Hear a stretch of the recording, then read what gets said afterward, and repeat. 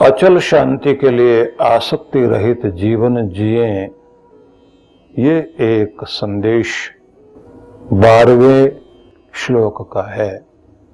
क्योंकि इससे पहले 11वां श्लोक था जिसमें संदेश था कि योगी आत्मशुद्धि के लिए कर्म करता है। तो 2 टाइटल हो गए। पहले वाला था योगी आत्मशुद्धि के लिए कर्म करता है, और आज का जो है वो अचल शांति के लिए आसक्ति रहित जीवन जिए। ये एक महत्वपूर्ण बिंदु है जिसको लेकर इस श्लोक पर हम लोग विचार करते हैं। युक्तः कर्म फलम त्यक्त्वा शांतिम आपनोति नैष्ठिकीम अयुक्त काम कारेण फले सक्तो निबध्यते। युक्त पुरुष कर्म फल का परित्याग करके परम शांति को प्राप्त होता है, और अयुक्त पुरुष फल में आसक्ति रखता हुआ कामना के द्वारा इस संसार में बंधता जाता है। योग में समन्वित युक्त पुरुष कर्म फल की आसक्ति त्याग कर भगवत प्राप्ति रूप शाश्वत शांति को प्राप्त करता है। सकाम कर्म करने वाला अयुक्त पुरुष फल की इच्छा से जब कर्म करता है तो बंधन में पड़ता जाता है। तो ये हम सब ने इसका अर्थ और भाव समझा। अब आइए इस पर हम लोग चिंतन करते हैं। एक चीज आपने बार बार देखी होगी कि कृष्ण भगवान एक शब्द का प्रयोग करते हैं, युक्त या युंजीत। इस तरह के शब्दों का प्रयोग बार बार हुआ है। उसका मतलब होता है युक्त मतलब जुड़ा हुआ, संबंधित, कनेक्टेड, जो कनेक्ट हो गया है, जुड़ गया है, मिल गया है। किससे? परमात्मा की परम शांति से। परमात्मा की शांति प्रकृति में सब जगह सब रूपों में विद्यमान है, लेकिन वो बाहर तभी मिलती है जब आपके अंदर उसको आप उगाते हैं, उसको उपजाते हैं। और अपने अंदर शांति को लाने के लिए प्रत्येक व्यक्ति को कुछ प्रयोग करने होते हैं कि अशांत मन को और चित्त की जो अशांत लहरें हैं उनको आपको शांत करना होता है। जैसे जैसे आप अपने चित्त की लहरों को शांत करते जाते हैं तो भीतर शांति उतरती जाती है। प्रत्येक व्यक्ति के चित्त में 2 तरह की लहरें हर समय हर पल उठती हैं, हर्ष की और शोक की।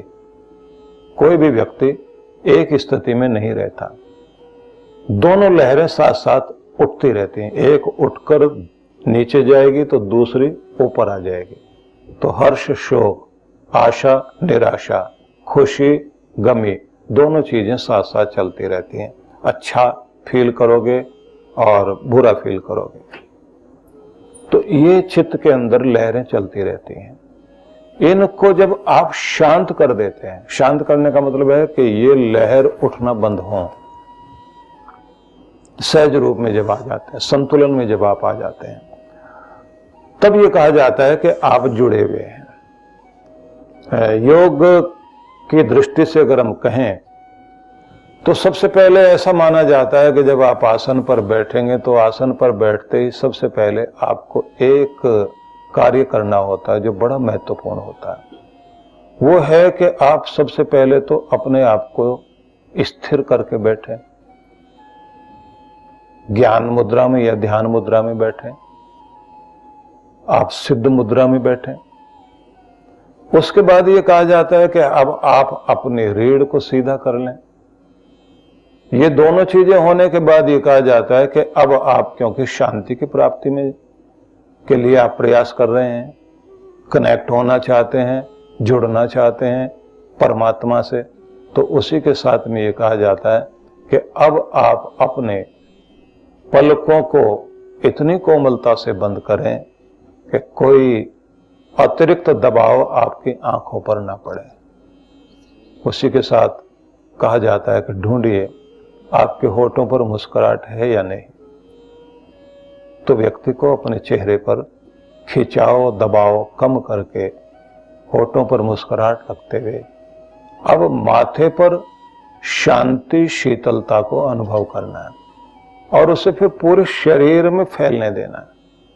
जैसे जैसे आपके शरीर में वो शांति उतरेगी, अब आप परमात्मा के आनंद के साथ जुड़ने की कोशिश करेंगे कि पूरी सृष्टि में फैले हुए परमात्मा के उस आनंद को अनुभव करो जो फूलों में खिला हुआ दिखाई देता है, जो रवानी दिखाई देती है नदियों के प्रवाह में, जो चंद्रमा की शीतलता की किरणों के साथ पृथ्वी पर आती हुई शांति है, उसे अनुभव करो। आसमान से आती हुई सूरज की किरणों के साथ जो इस धरती पर जीवनी शक्ति को बढ़ाने के लिए किरणें आ रही हैं, उसके द्वारा बरसते हुए आनंद को अनुभव करो। और तुम अनुभव करो कि जैसे आनंद में स्नान कर रहे हो। लेकिन ये आनंद तभी तुम्हें अनुभव होगा जब तुम पहले शांत होगे। तो स्वयं को शांत करो।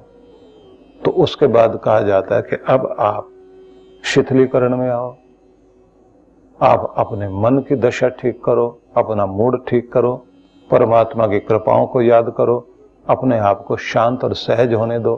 तो जैसे जैसे आप अपने आप को शांत और सहज करते हैं, तो जो एक शब्द यहां बोला गया है, शांतिम आपनोति नैष्ठिकीम, अचल शांति की प्राप्ति होनी शुरू होती है। शांति आपके अंदर आ रही है, शांत होते जा रहे हैं। तो अब वो शांति आपको परम शांति से जोड़ती है, परमात्मा की शांति से, क्योंकि आप कनेक्ट होने लगे वहां। तो सबसे पहले कॉस्मिक एनर्जी, जिसे आप ब्रह्मांडीय ऊर्जा कहेंगे, वो आपको जो है पूरे यूनिवर्स में फैली हुई जो ऊर्जा है, क्योंकि इस पूरी दुनिया में एक तो है एनर्जी, ऊर्जा, और दूसरी है चेतना। चेतना में भी दो रूप हैं, एक चैतन्य रूप और एक परम चैतन्य रूप। बस ये तीन ही रूप हैं, जिसको कहा जाता है कि ये तीन अनादि सत्ता हैं, इनका कोई आदि और अंत नहीं है, अनादि प्रवाह से है। तो इसलिए जो ये पदार्थ दिखाई दे रहे हैं ना दुनिया के, अगर इनको आप आखिरी बिंदु तक जाकर देखोगे तो केवल एनर्जी है, और एनर्जी का ही, ऊर्जा का ही ये रूपांतरण है जो कोई चीज बनी हुई दिखाई देती है। और जैसे उसको तोड़ते चले जाओगे तो ऊर्जा में पहुंच जाओगे। इस ऊर्जा को ही कहा गया है कि ये शिव की शक्ति है। और जिनके लिए संसार बना है वो आत्माएं हैं। इस तरह से समझ लीजिए, एक वो जिनके लिए दुनिया बनाई गई, और एक वो जिसने दुनिया बनाई, और तीसरी चीज वो जो आप दुनिया देख रहे हो, जिसके लिए बनाई गई। दुनिया तो है ही ना, प्रकृति तो है, मैटर तो है, इसलिए इनको त्रैतवाद कहा जाता है। तो कुछ लोग कहते हैं कि केवल अद्वैत है, एक ही है, परमात्मा ही है, जीवात्मा ही परमात्मा हो जाती है, वही जो है आत्मा, वही तो ब्रह्म है, मुझ में, उसमें, इसमें। लेकिन देखा जाए इस संसार में जितनी आत्माएं आज हैं उतनी पहले थी और उतनी आगे रहेंगी। आत्माएं घटती बढ़ती नहीं है कभी भी। ऐसा नहीं होता कि भगवान ने आत्माओं को घटा दिया, पहले कम थी अब ज्यादा हो गई, जितनी पहले थी। और ये भी याद रख लीजिए, जितनी सृष्टि की चीजें पहले थी उतनी आज भी और आगे भी उतनी होंगी। प्रकृति मूल रूप से वही होती है, उसी से चीजें विकसित हो रही होती है, उसी से सारे संसार में जो है ये चीजें आ रही हैं, बन रही है। मैटर वही है, मटेरियल वही है, उस मटेरियल से जो है रूपांतरण होता रहता है। और कमाल तो ये है कि आपने पहना हुआ जो सफेद सूती वस्त्र है, जब ये गल जाएगा, जमीन में मिट्टी में मिल जाएगा, तो उसके बाद आप देख लीजिए कि फिर कपास बोई जाएगी, तो फिर वहां से जमीन के अंदर पड़े वो जो कण है उन्हीं को बीज खींचेगा, पौधे में लाएगा, एक फूल बनेगा, वो कपास फिर आ जाएगी, उसमें से धागे बनाए जाएंगे, और धागे से फिर कुर्ता बनकर सामने आ जाएगा। रूपांतरण हो रहा है, अदृश्य में दृश्य जा रहा है, और अदृश्य फिर दृश्य में आ रहा है। ये रूपांतरण कर रहा है भगवान। तो उस परम शांति देने वाले परमात्मा से जब हमारे अंदर शांति आती है, तो हमारी यह शांति परम से जुड़ जाती है। हर वह व्यक्ति जो युक्त है, योगी है, वह अपने आप को परमात्मा से हर कर्म करते हुए जोड़े रखता है। कर्म फलम त्यक्त्वा शांति में आपनोति नष्ट किम। बस यहां वही बात है, कर्म करते चले जाओ लेकिन बंधन में नहीं आना। अयुक्त काम कारेण फले सक्तो निबध्यते। जो अयुक्त व्यक्ति है, जो जुड़ा हुआ नहीं, जो कनेक्ट नहीं है, वो कामनाओं के कारण इस संसार में फल के प्रति आसक्ति रखने के कारण कर्म बंधन में आता है, बार बार जन्म लेगा, बार बार मरेगा। यहां फिर वही शंकराचार्य के शब्द याद आएंगे, पुनरपि जननम पुनरपि मरणम पुनरपि जननी जठरे शयनम यह संसारे भव दुस्तारे कृपया पाहि अनादे भज गोविंदम भज गोविंदम भज गोविंदम मूढ़मते। यह संसारे भव दुस्तारे, इस दुस्तर संसार से भगवान हमें किसी तरह से मुक्त करो, छोड़ाओ कि बंधन में आ गए। क्योंकि बार बार जन्म लेना, और बुद्ध जब ये कहते हैं कि कितना रोगे, बहुत रो चुके हो, जन्मों से रोते आ रहे हो, तुम्हारे दुख की कहानी कहीं खत्म नहीं हो पा रही। जन्म लेते जाते हो, रोते जाते हो, अपनों के लिए, परायों के लिए, कुछ जोड़ने के लिए, कुछ छोड़ने के लिए तुम्हारे आंसू बहते जाते हैं और मर रहे हो। ये मरना कितना होगा? मरते मरते तुम्हारे शरीर की राख इस संसार में ऊंचे रेत के टीले बन गए और तुम्हारी हड्डियों के ढेर उन्हीं से तो पहाड़ बन गया, पत्थर बन गए हो। इतना मर चुके हो अब तक, अब मरना ना हो। कबीर बड़े अलग अंदाज में बोलते हैं, जिस मरने से जग डरे मेरे मन आनंद। मैं तो आनंदित हूं क्योंकि परम से जुड़ने का मौका मिलेगा, बीच से देह गिरेगी और हम अपने धाम में पहुंचेंगे। मर करके ही पाइए पूर्ण परमानंद, क्योंकि पूर्ण परमानंद को पाने के लिए यात्रा आगे बढ़ जाएगी। कोई व्यक्ति इतने आनंद में जिए, अंदर में शांति रहे, ना मान में ना अपमान में, भीतर फर्क ना पड़े। जो आदमी जानता है कि बाहर से अपमान कर देने से, मैं खुद जानता हूं कि इनकी झूठी बात से मुझे कोई फर्क नहीं पड़ता। आइंस्टाइन से जब पूछा गया, वो भाग कर गए थे, हिटलर के दबाव के कारण अमेरिका में चले गए, तो हिटलर ने 100 साइंटिस्ट इकट्ठे करके और आइंस्टाइन के सिद्धांत पर प्रहार कराया कि उसका सिद्धांत झूठा है, उसने जो कुछ खोज की है वो सही नहीं है। बड़ा शोर मचाया गया। तो आइंस्टाइन से जब पूछा गया कि आप क्या कहेंगे, 100 साइंटिस्ट मिलकर के आपको झूठा ठहरा रहे हैं, और बड़े हंसे और उन्होंने कहा कि 100 की जरूरत नहीं, एक ही काफी। अगर मैं झूठा कार्य कर रहा हूं, मेरा काम सही नहीं है, एक भी नकार देगा तो काफी है। और अगर सच पर मैं खड़ा हुआ हूं तो 100 क्या 1000 भी बोलें, सच नहीं छुपेगा, सच नहीं टूटेगा, सच तो सच ही रहेगा। अद्भुत बात थी उनकी, सोचने का ढंग ही अलग होता है। तो इसलिए जो मैं आपको सुना रहा हूं, मुझे भर्तृहरि का एक श्लोक ध्यान में आ रहा है। हालांकि हम समय की अवधि को ध्यान में जब रखते हैं तो लगता है कि बात पूरी हो पाएगी या नहीं हो पाएगी। उन्होंने कहा, लोभश्चेत गुणेन किम। यदि तुम्हारे अंदर लोभ है फिर और दुर्गुण ढूंढने की जरूरत नहीं है, एक ही काफी है। ले जाएगा तुम्हें और न जाने क्या क्या करा देगा। पिशुनता यद्यास्ति किम पातकहि। और अगर तुम्हारे अंदर निंदा, चुगली और दूसरों को नीचा दिखाने की आदत है तो फिर और पाप की जरूरत नहीं, यही काफी है। यही पाप तुम्हें जो है न जाने कहां कहां जाकर के खड़ा कर देगा। सत्यम चेत तपसा चकिम। और अगर सत्य है, इससे बड़ा तो कोई तप ही नहीं है, और तप भी छोटे पड़ जाएंगे। तुम्हारा सत्य ही तुम्हारे लिए सबसे बड़ा तप बन जाएगा। शुचि मनो यद्यास्ति किम तीर्थेन। और यदि तुम्हारे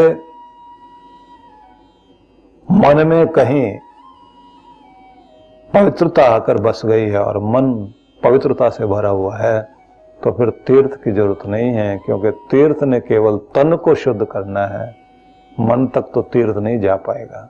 तुम्हारे सत्य ने तुम्हें जो है जितनी पवित्रता दे दी वही सबसे बड़ा तीर्थ है। सौजन्यम यदि किम गुणई, और यदि तुम्हारे अंदर सौजन्य है, सज्जनता है, फिर और गुण ढूंढने की जरूरत नहीं, वो सज्जनता ही सारे गुण ला करके जोड़ देगी। सुमहिमा यद्यास्ति किम वर्णई, और यदि तुम्हारे अंदर सुमहिमा है वही तो तुम्हारा आभूषण है, फिर और आभूषणों को क्या करोगे। सद्विद्या यदि किम धनई, और अगर तुम्हारे पास सद्विद्या है तो धन जोड़ने से कोई फायदा नहीं। दुनिया के किसी भी कोने में चले जाइए, तुम्हारी विद्या ही तुम्हारे लिए धन लाकर खड़ा कर देगी।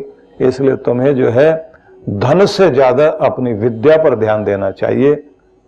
अयशो यद्यास्ति किम मृत्युना, लेकिन यदि तुमने सच्ची कीर्ति, जीवन में कीर्ति का शरीर नहीं पाया और कीर्ति लायक कोई भी काम नहीं किया, और लोग यही कहते हैं ये जिया न जिया बराबर ही है, तो कहते हैं किम मृत्यु ना, फिर मौत की जरूरत क्या है, तुम तो जीते जी मरे हुए हो, क्योंकि दुनिया के लिए तो तुमने कुछ करा ही नहीं।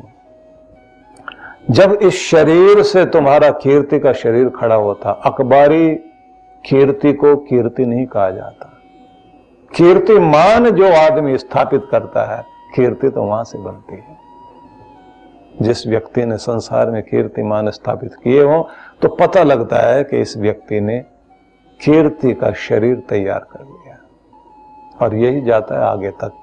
और कमाल यह है, काल सब पर प्रहार करेगा, यहां वो भी हाथ जोड़ के खड़ा हो जाता है कि कीर्तिमान स्थापित करने वाले मनुष्य, मेरा काम तेरे शरीर को छीन लेना है, लेकिन कीर्ति तो तुम्हारी मैं भी नहीं छीन पाऊंगा, वो महकेगी दुनिया में। इसलिए कहते हैं कि राजा भरत ने जब जगह जगह अच्छे अच्छे श्लोक लिखवाए, तो उन्होंने बड़े ऊंचे पर्वत पर जाकर पत्थर पर एक जगह नाम लिखवाया कि राजा भरत यहां राज करता है, और अच्छे श्लोक लिखे। तो किसी ऋषि ने उनसे कहा कि समुद्र के किनारे रेत पर लिखा हुआ नाम लहरों के साथ मिट जाते हैं, भवनों पर लिखा हुआ नाम कुछ समय रहता है, लेकिन भवन भी ध्वस्त हो जाते हैं। पहाड़ की ऊंची चोटी पर भी लिख दोगे, काल तोड़ देगा उसे। कुछ ऐसा करो, कीर्तिमान स्थापित करो कि काल का प्रवाह भी आकर उसे तोड़ ना जाए। तुम्हारा कीर्ति का शरीर दुनिया के लिए प्रकाश स्तंभ बन जाए, रोशनी देता हुआ बन जाए। जीना तो इसका नाम है। इसलिए मैं ये कहना चाहता हूं, जीवन के अंतिम प्रहर में पहुंचते पहुंचते जब व्यक्ति संतुष्ट होकर दुनिया से शरीर छोड़ता है, उस समय उसके अंदर जो आनंद होता है, वही आनंद उसे जो है मुक्ति देता है, स्वर्ग देता है। कृष्ण भगवान ये कहते हैं, दो ही तरह के लोग हैं। एक वो जो बेचैन और दुखी इस दुनिया में जी रहे हैं, क्योंकि वो युक्त नहीं है, अयुक्त है, और इच्छाओं से बंधे हुए हैं, आसक्ति संसार में उनको बांधे हुए है।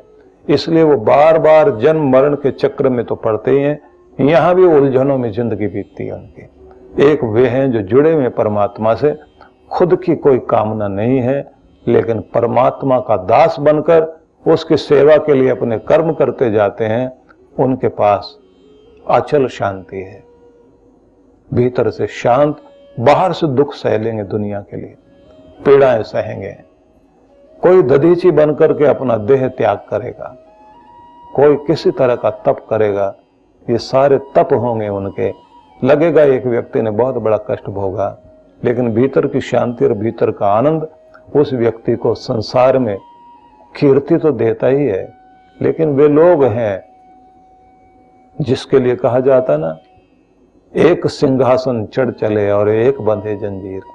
एक वे हैं जो सिंहासन पर चढ़ करके वहां जाएंगे, और एक वो हैं जो जंजीरों से बांध कर लाए जाएंगे, क्योंकि कर्म फल करनी पड़नी का भोग भोगने के लिए उन्हें दुनिया में फिर आना पड़ेगा।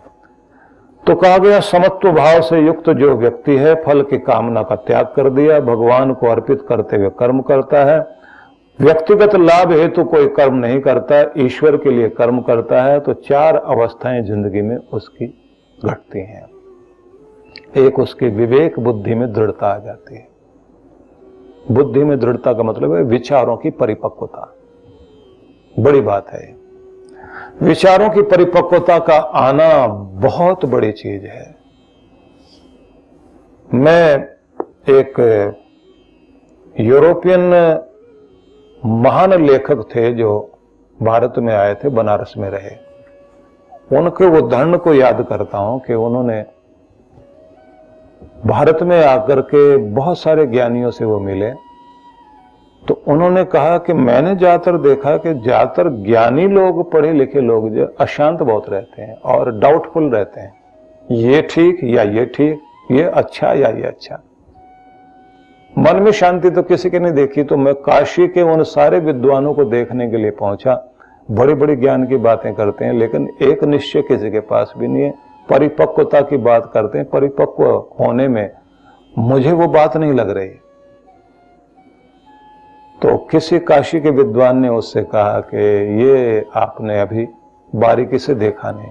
हमारे यहाँ तो जो है एक साधारण सी महिला को भी देख लोगे आप, जो बेचारी अपने घर में ही रही हो, तो तब भी तुम्हें पता लग जाएगा कि उनके अंदर कितनी शांति और कितने विचारों में परिपक्वता। तो एक जगह पर एक ज्ञानी व्यक्ति लेकर गए उनको। तो एक बूढ़ी माता थी जो एक झोंपड़ी में रह रही थी। उसके बच्चे नहीं थे, होकर मर गए थे, और वह भगवान में बहुत भरोसा करे। बर्तन उसके खाली रखे हुए हैं। तो उससे जाकर के इन्होंने पूछा, मैं इस समय लेखक का नाम भूल रहा हूं, उस व्यक्ति ने जाकर के पूछा कि आप माता, आपके पास कल के लिए कुछ पैसे हैं? बोले नहीं। पहले थे? बोले पहले भी नहीं थे।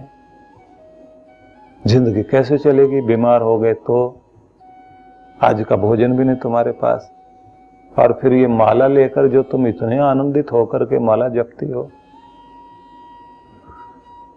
बूढ़ी माता ने कहा उस पर बहुत भरोसा है। और भरोसा इस बात का है, जीवन दिया है, प्राण चलाए हैं, भोजन भी भेजता है, और देखो मेरे पास उसका नाम है, और मेरा परिवार चारों तरफ है। मैं एक दो परिवार के लोगों के बारे में नहीं सोच सकती। ये मेरे जितने भी लोग हैं ना आसपास, मैं इनको बहुत प्यार करती हूँ। और देखिए सुबह उठती हूँ ना, उस मालिक से जब अपना मन जोड़ती हूँ तो वो मेरे से पूछता क्या मांगते हो, क्या चाहते हो?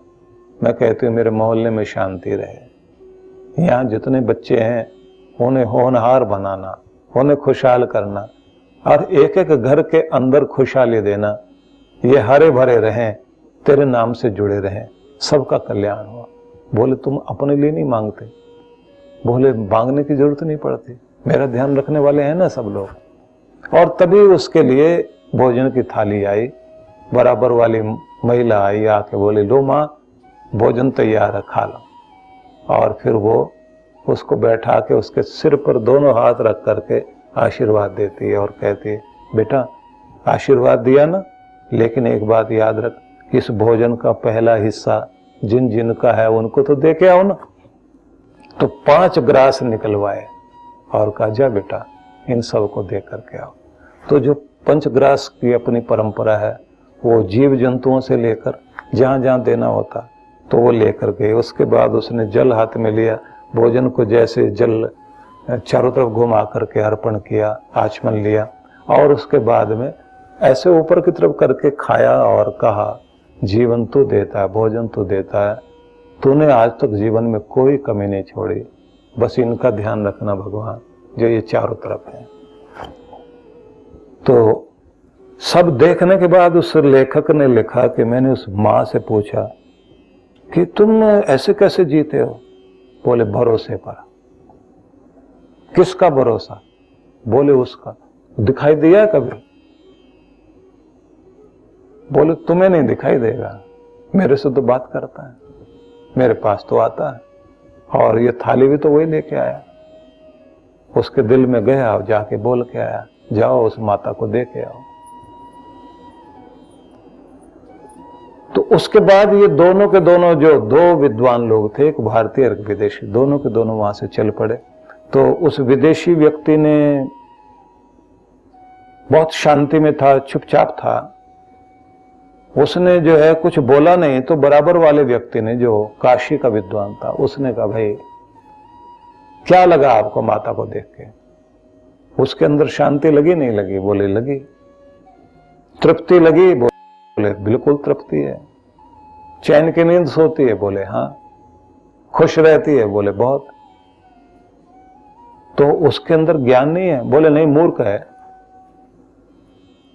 अब मूर्ख क्यों है? बोले मूर्ख ही आदमी इतनी ज्यादा भरोसे के साथ में भगवान के आगे हाथ जोड़ सकता, ज्ञानी तो नहीं जोड़ेगा। बोले हमारा ज्ञान यही है, जो ज्ञान भरोसा करा दे, विश्वास करा दे और श्रद्धा करा दे। हमारे यहाँ यही कहा जाता है कि जब तक श्रद्धा और विश्वास नहीं हो तब तक तुम्हारा ज्ञान ज्ञान नहीं है। ये तो तर्क है, क्योंकि ये दिमाग की योजना है, यहाँ की नहीं है। हमारी यात्रा तो यहाँ से शुरू होती है, भावनाओं से होती है।